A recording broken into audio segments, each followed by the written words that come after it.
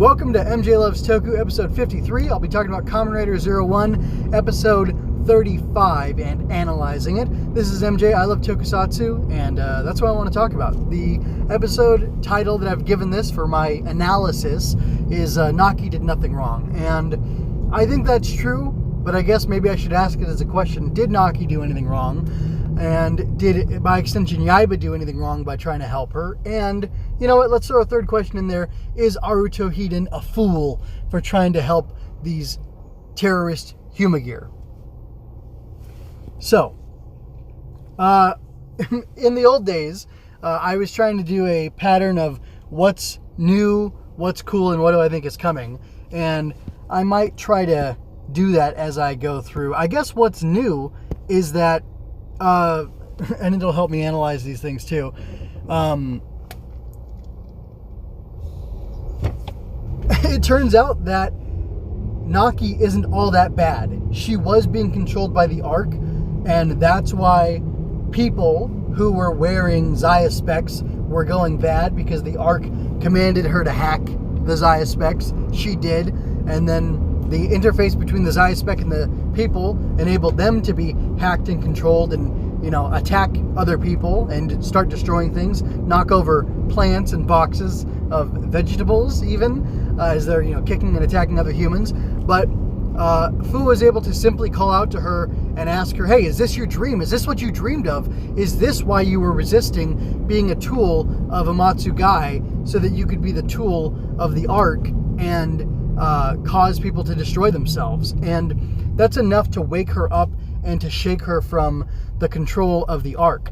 It is interesting, however, to note that when she's being controlled by the Ark at the end of episode 34 and at the beginning of episode 35, when she's hacking people, or the Zaya spec specifically, that her eyes glow red. However, at the end of the episode, towards the end of the episode, when she is hacking the Geigers and the Raiders, the Raid Risers even, her eyes also shine red. And that shining red is a symbol of her activating her ability to hack into the system, but it had also indicated that she was being controlled by Ark. So I wonder, I'm just speculating here, is she tapping into Ark, and that red light is a sign of that? Or is the red light in her eyes a sign of, I guess, is she tapping into Ark for computing ability or whatever in order to hack the stuff locally to her? So she's opening a connection, Ark to her, her to them. Or is that just a sign of her connecting to something outside of herself, be that the Ark or the Geigers and the Raid Risers? I don't know. That's a interesting question. I wonder if we'll get that explained at all. Maybe a nice little throwaway line of dialogue to clarify what that is would be really neat. Another question, did Yaiba know? Because later Fuwa, I think, says, Fuwa or Jin, maybe it was even Hirobi, I don't know, says it must have been Fuwa. So I'm like, oh, so this is why Yaiba freed you.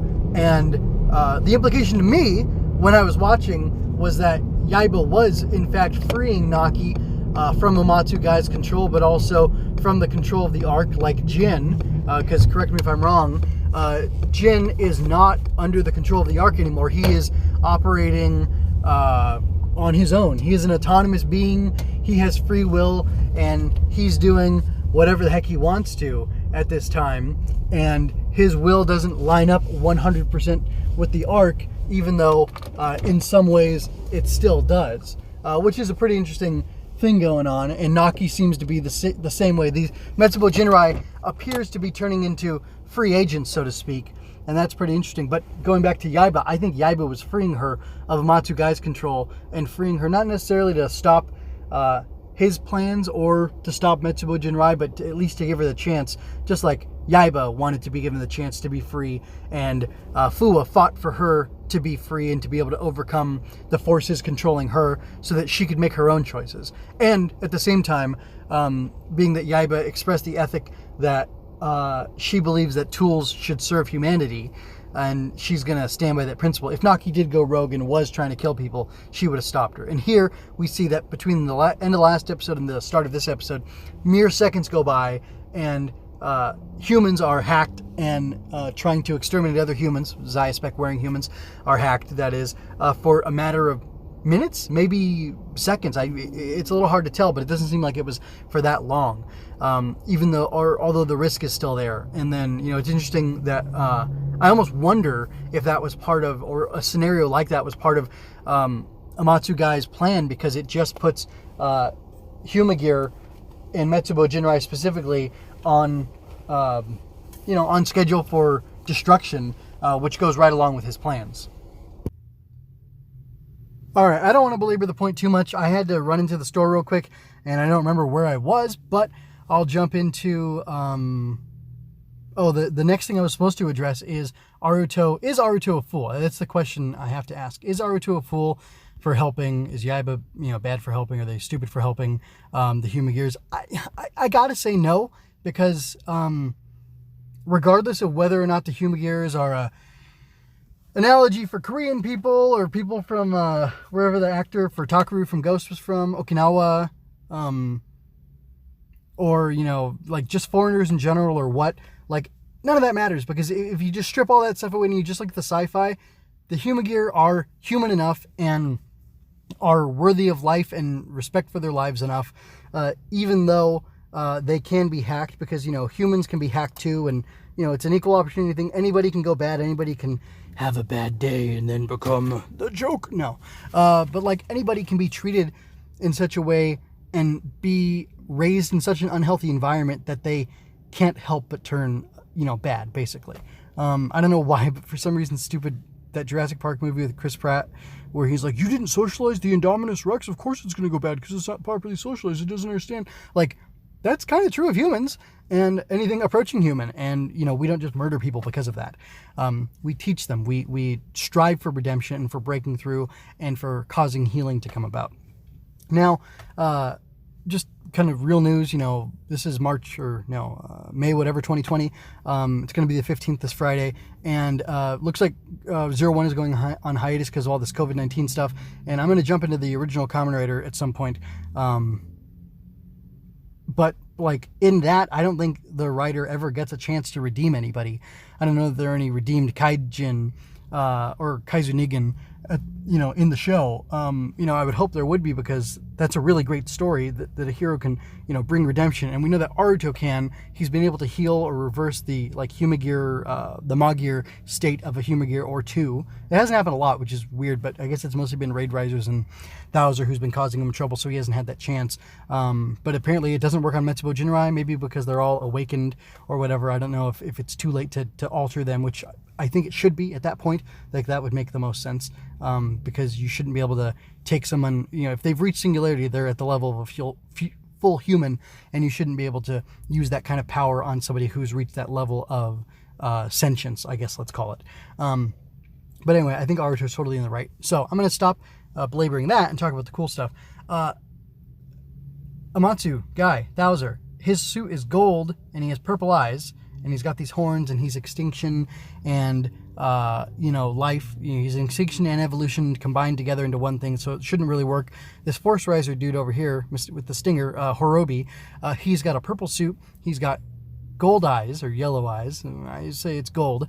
And his suit forces the belt open, and he forces, the suit forces the different plates of armor onto it. So it's it's all about, force. So these guys are equal opposites. They're polar opposites.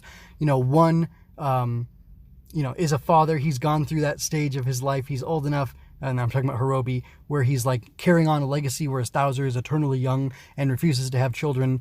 It might seem, I know I'm going in a weird place with this, but one guy is aging and is a father and is moving on in life, and he is ascending to life, versus this other guy who's stalemating and wants to push humans towards evolution, but wants to do it and be a father figure potentially over them, but not interacting in the normal family thing of advancing humanity through person to person type stuff. It's more through this, this outside mean of his technology giving birth to a new generation. It's kind of an interesting dynamic between them.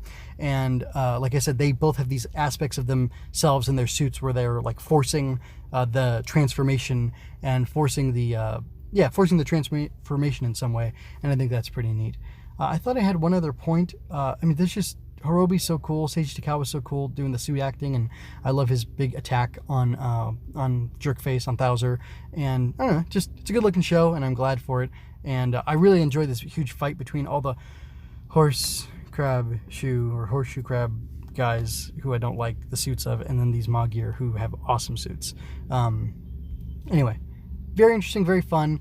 I'm looking forward to what's coming next. What do you think? Was Yaiba wrong to help free Naki? Is Naki a bad guy? I don't think she is. I don't see how you could argue that, but I'd love to hear your perspective if you think she is bad.